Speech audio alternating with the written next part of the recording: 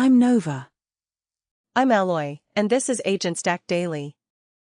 AMD is buying Taalas, a startup that builds inference chips around one specific AI model instead of making general accelerators that can run almost anything. That's a hard trade: lose flexibility, gain the chance to make each query faster and cheaper. Prime Intellect, meanwhile, has released a coding and research agent that can rewrite its own prompts, skills, memory, and helper agent specifications while it's working. And 5 Rust project teams now require disclosure when AI contributes to a pull request, because polished machine output can create very human review costs. That's quite a collision: specialized silicon underneath, self-editing software above it, and maintainers deciding where the human boundary belongs. Today, you'll hear what shipped in 0.147 and 0.146.1 of OpenAI Codex, a terminal-based coding agent, how LocalAI 4.8.1 handles malformed model metadata, why open models are claiming GPT 5.6 SOL-level retrieval at roughly 1% of the cost, and what DeepMind is, and pointedly isn't, saying about weather next cyclone forecasts. We've also got tax advisors using ChatGPT Enterprise, country-level ChatGPT usage data, and another hosted inference provider arriving inside Hugging Face. OpenAI shipped 0.147 of Codex, its terminal-based coding agent, on August 7, and agent plugins are the largest visible addition.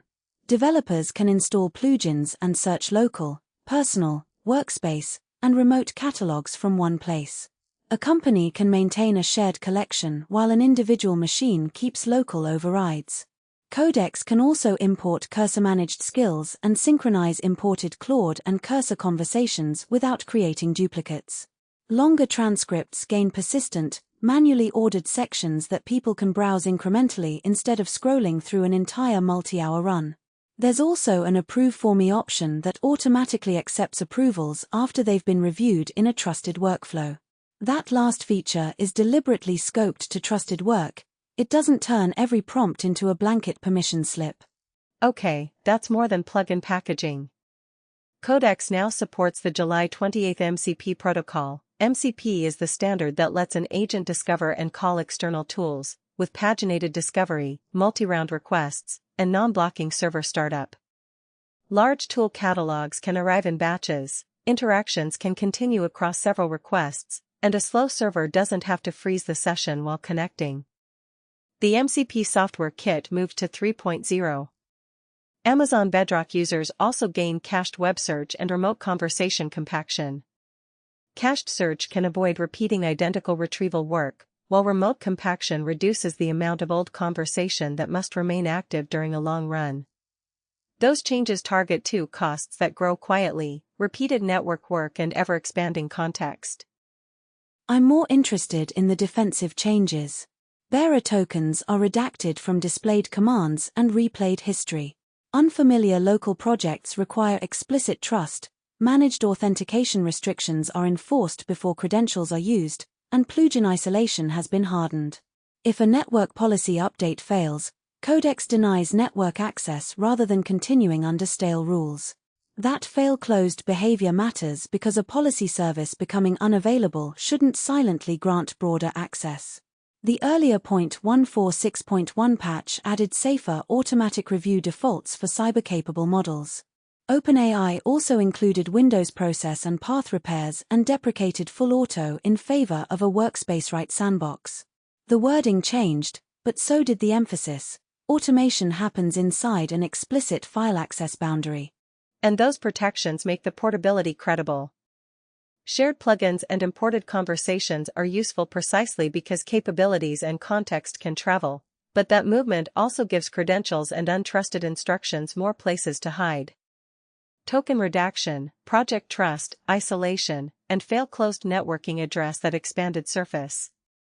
I also like the transcript sections more than I expected. Once a coding agent run lasts hours, the conversation becomes a working document containing decisions, failed attempts, tool output, and unfinished branches. Navigation stops being cosmetic. Codex 0.147 is basically acknowledging that an agent session can become persistent project material rather than disposable chat history. Rust hasn't banned AI-generated contributions, so what actually changed? 5 teams that review and merge work in the core Rust repository adopted a policy on August 5. Public contributions must disclose content generated by a large language model. Reviewers may reject a pull request outright if it's machine-written. Every change still needs human review and a self-review by the person submitting it, while machine-generated code edits face heavy restrictions. The agreement covers those 5 teams inside the main language repository, not every Rust project and not the entire Rust ecosystem. They're protecting reviewer capacity. Generating a plausible patch is cheap, determining whether it's correct, maintainable, secure, and consistent with the language is not. A polished explanation no longer proves that the submitter understands the change. If maintainers have to reverse engineer both the patch and the author's reasoning, AI has shifted work from the contributor to volunteers at the merge gate. Disclosure tells reviewers about that burden, and the right to decline machine-written work rejects the idea that every syntactically plausible patch creates an obligation to investigate it. The self-review requirement also keeps responsibility attached to a person. The model wrote it isn't a technical defense when a change lands in a foundational language. Exactly, and that punctures the simple claim that more generated code means faster open-source progress. 100 extra submissions can reduce productivity if authors can't defend them and maintainers must inspect every line. Rust sits under browsers, operating system components, developer tools, and newer infrastructure, so other projects will study this language even if they don't copy it. Some may require disclosure, others may restrict generated edits or demand technical explanations from contributors. I suspect the most influential part won't be the disclosure label itself. It'll be the explicit statement that reviewers can refuse work when automation has made submission cheaper but review no easier. AMD is acquiring Taalas, a startup building inference hardware for one model at a time. Instead of making a broadly programmable accelerator, Taalas proposes etching a network's needs into the chip itself.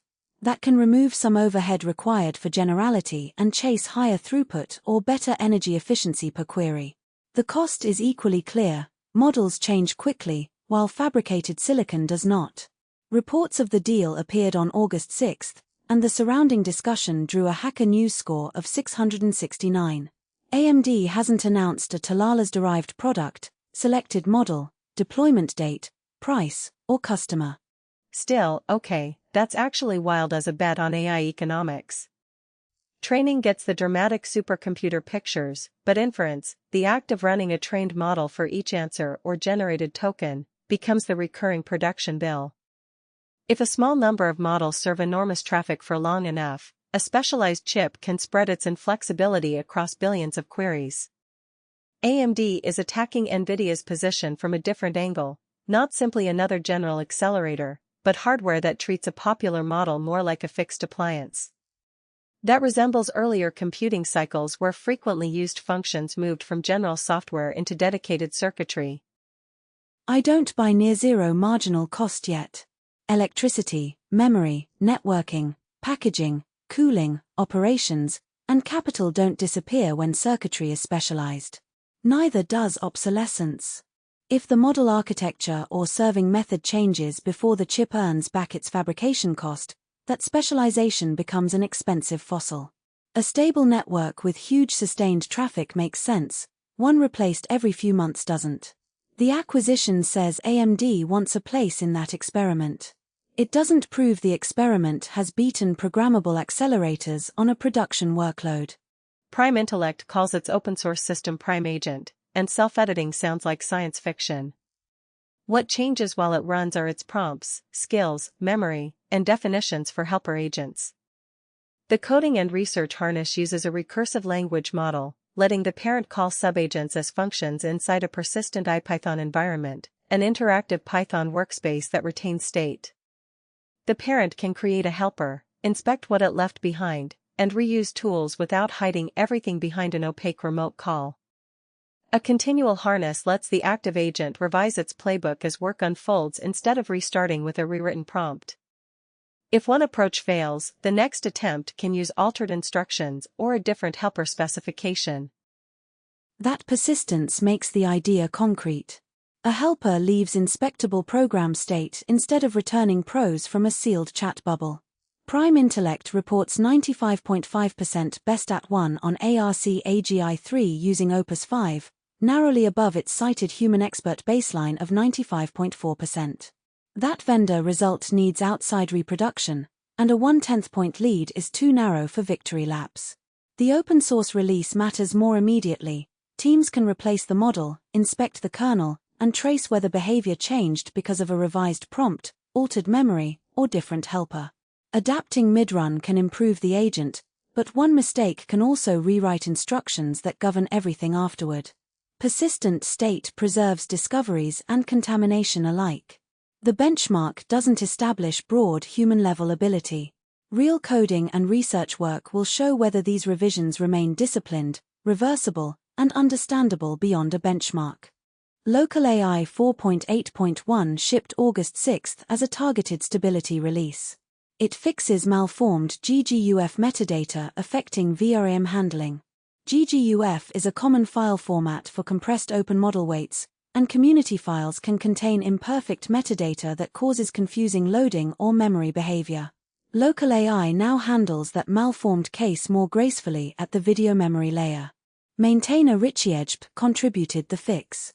The release also adds documentation for LocalAI's terminal agent projects through the 4.8 material. Small fix, real pain removed. Anyone running community checkpoints locally eventually meets a file that's recognizable but carries metadata a tool interprets badly. Better tolerance can matter more than a flashy feature when it turns a mysterious load failure into a working model. The terminal agent documentation makes an existing direction easier to understand, but it isn't a new agent capability.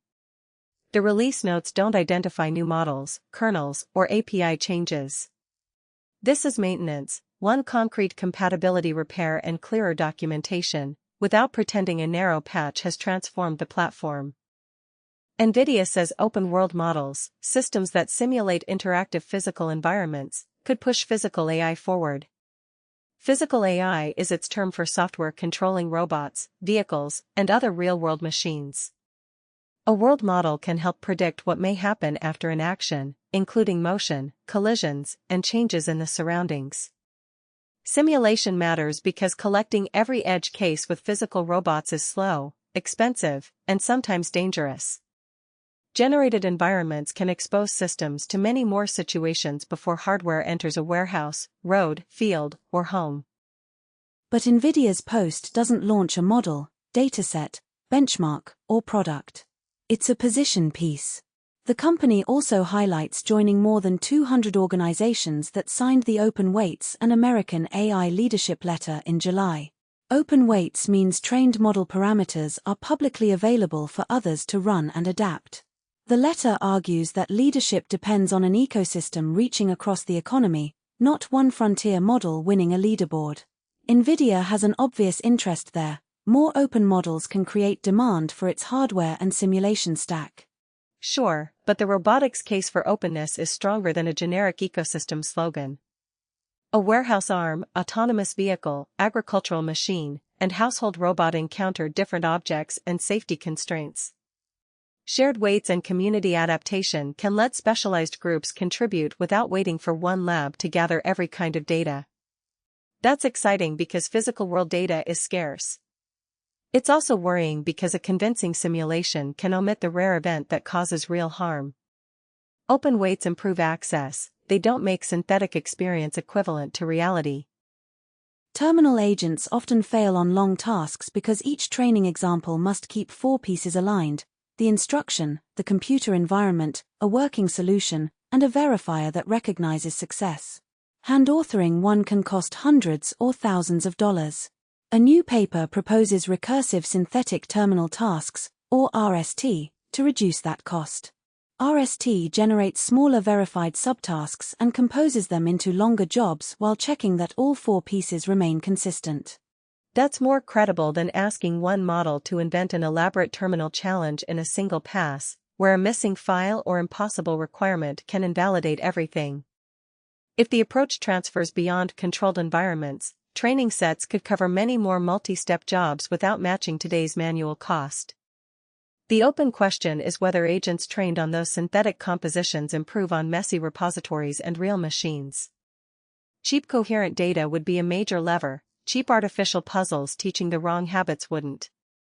Generated tasks can look realistic while their success checks reward shortcuts, reject valid solutions, or assume missing files.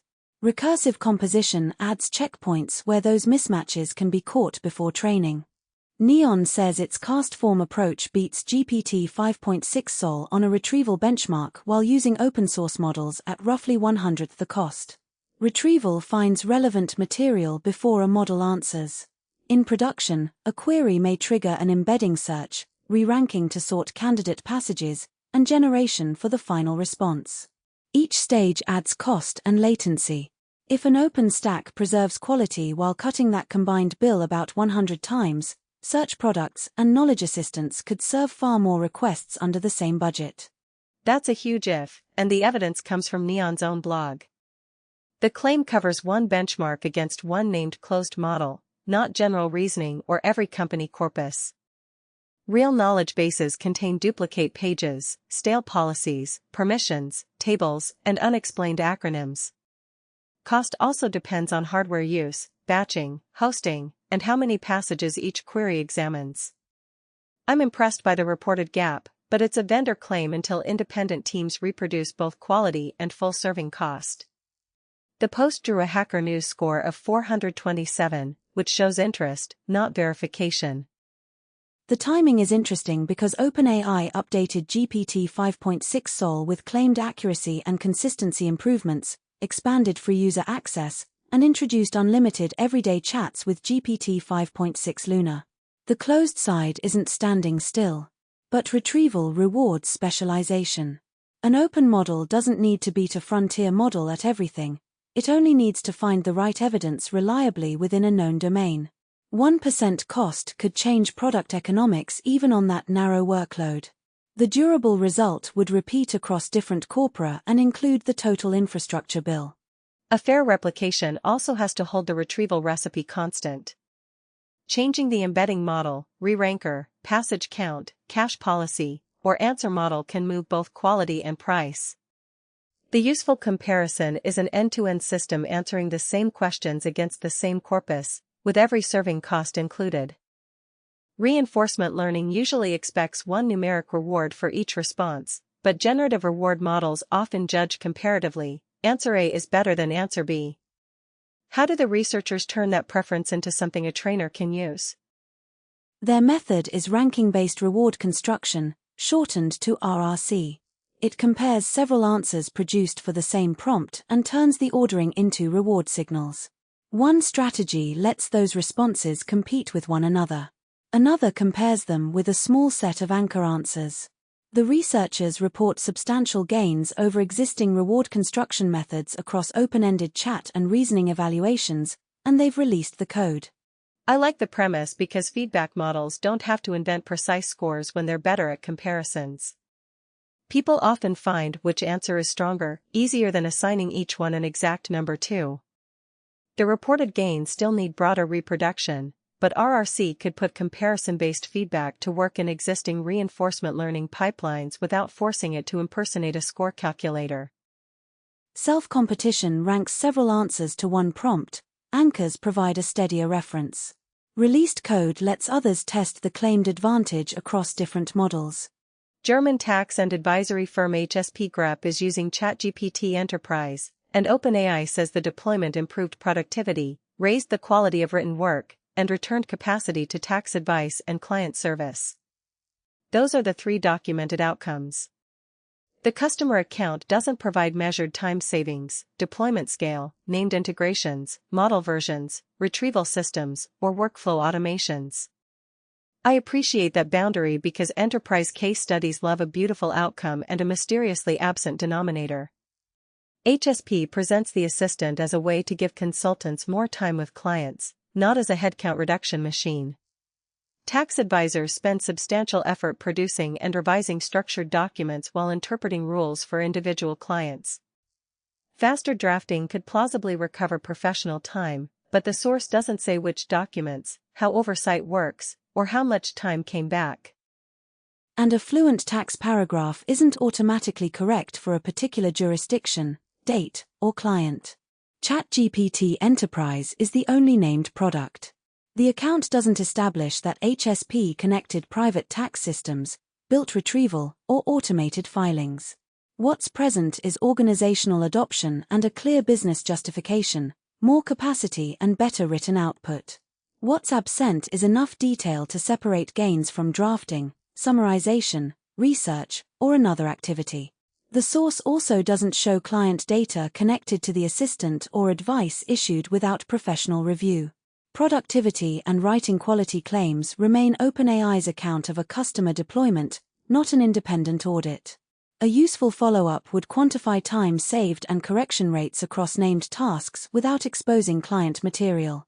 OpenAI and the American Psychological Association announced a partnership on August 6 to create evidence-based guidance, resources, and safeguards around youth mental health and AI.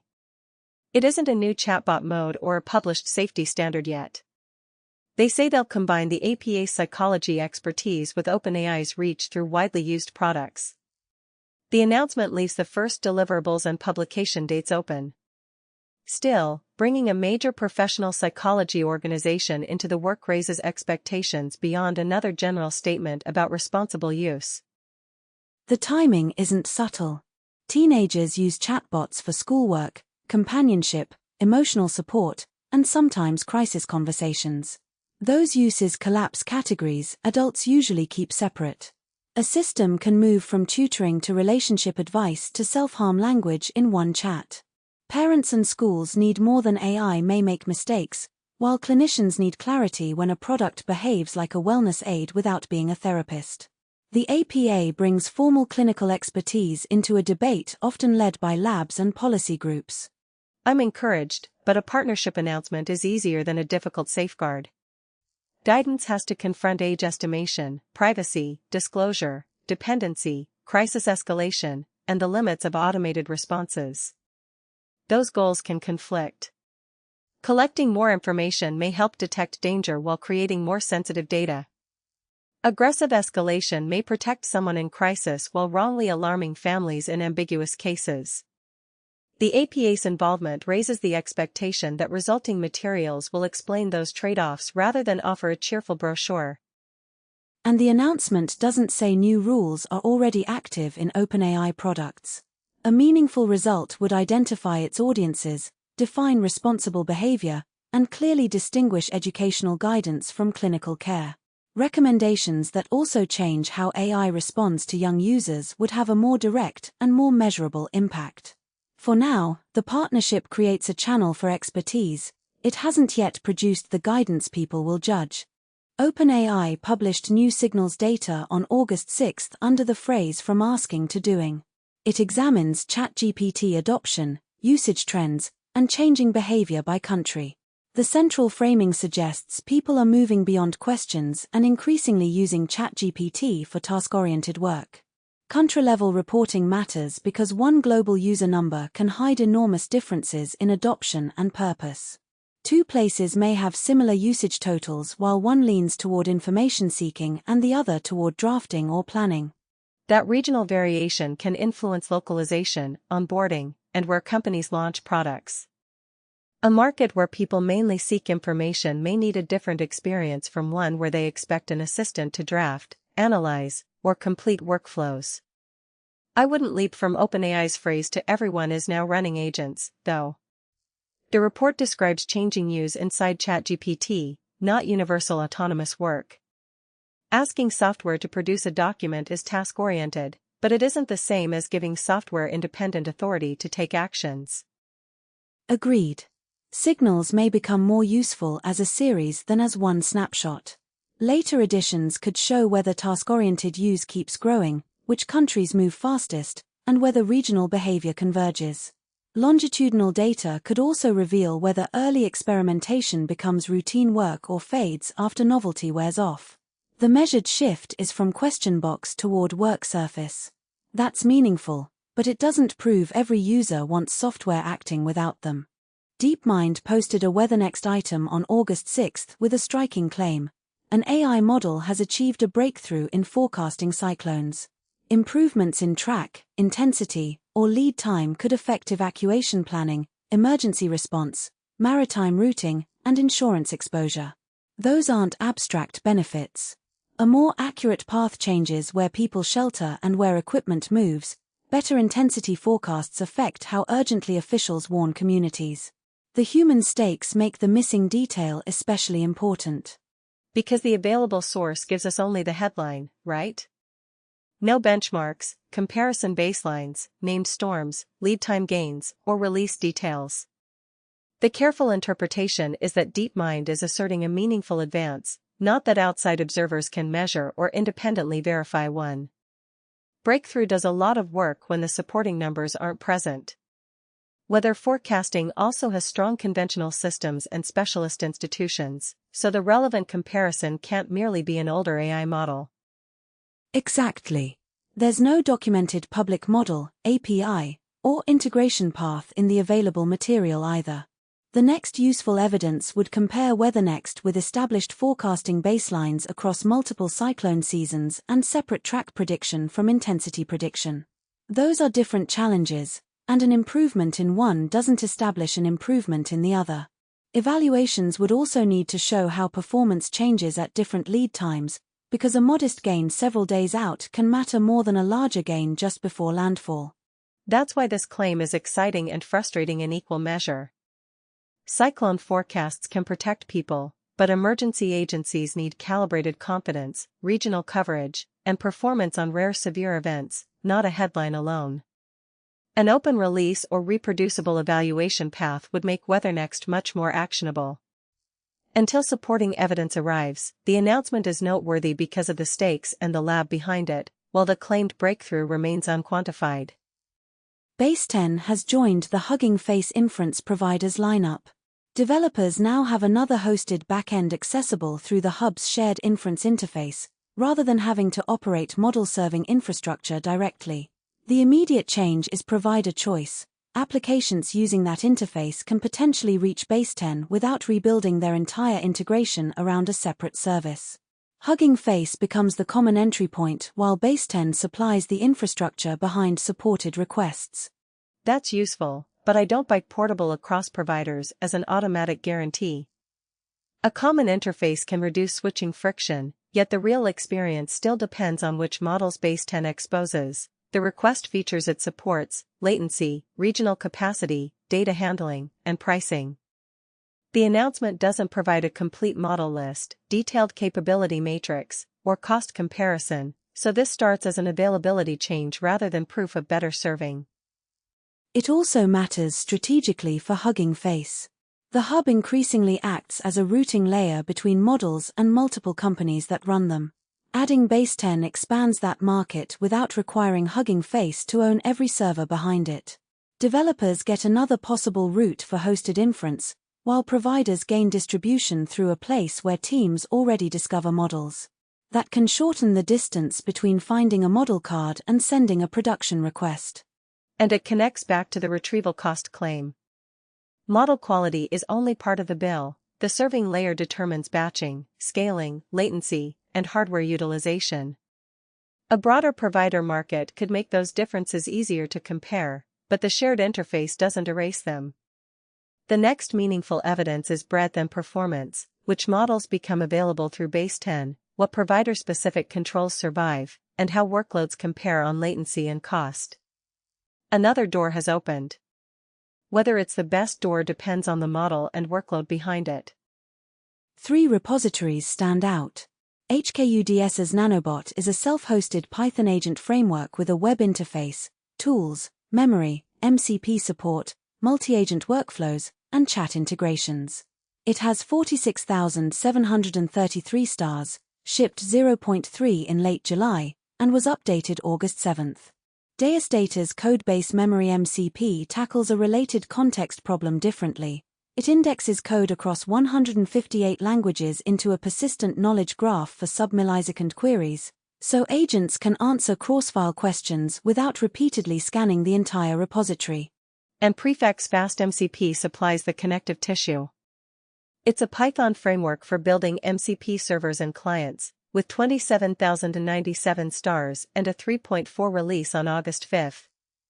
Nanobot offers the broader agent environment. Codebase Memory MCP provides durable code intelligence. FastMCP helps expose custom capabilities as callable tools.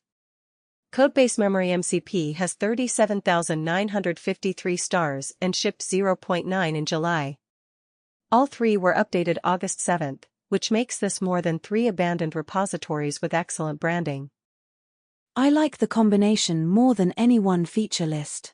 FastMCP can expose a specialized service, Codebase Memory MCP can preserve a structured view of a repository, and Nanobot can place tools and memory inside a self-hosted agent environment. Their traction also shows that MCP projects are separating into layers, complete agents, durable context services, and tool-building frameworks. That's healthier than asking one giant repository to do all 3 jobs equally well. Meta's Muse Spark 1.2 is newly available through OpenRouter. It's described as a reasoning model for complex agentic tasks with a 1 million token context window. Inputs include text, images, video, audio, and PDF documents, while outputs are text. Parameter counts aren't listed. That combination targets long, multimodal work where an agent may need to connect documents, media, and instructions across a very large context. Minimax AI's Minimax H3 is trending as an open image and text-to-video model, with 2,850 likes and 18,112 downloads. Its listed capabilities include text-to-video, image-to-video, video-to-video, and generation of audio and video from text, images, or existing footage. It uses the diffuser's ecosystem and Sapphire Tensor's weights. The breadth is the attraction. Several routes into generated audiovisual content sit under one model family. And that's a very different local workload from a compact text model. Video demands far more accelerator memory and generation time. The available listing doesn't provide enough detail on hardware requirements, benchmarks, or deployment cost to establish practicality on consumer machines. The download count shows strong curiosity, not production quality. Minimax H3 is notable because it combines multiple media transformations, while its actual local footprint remains the unanswered question. Real Rebel AI's Minimax H3 GGUFs and Liquid AI's LFM 2.5-2.6b GGUF both package models for local GGUF-compatible runtimes, but they target different work. The Minimax bundle quantizes an image and video model and reports 87,870 downloads with 162 likes. Liquid AI's 2.6 billion parameter checkpoint is for text generation through local runtimes such as llama.cpp, with 31,489 downloads and 134 likes. The third item, deploy local agents everywhere with LFM 2.5-2.6b, is Liquid AI's first-party explanation of that compact text model as an on-device and edge agent foundation. The checkpoint and article pair a downloadable artifact with its intended use, local agents where privacy, latency, or unreliable connectivity make a cloud round trip undesirable. The model card still has to settle license terms, memory needs, supported tool formats, and measured speed on the intended device. A small parameter count makes local deployment plausible. It doesn't make every laptop or edge board equally suitable. Full show notes and source links are at tobyonfitnesstech.com. Thanks for listening to AgentStack Daily. We'll be back soon.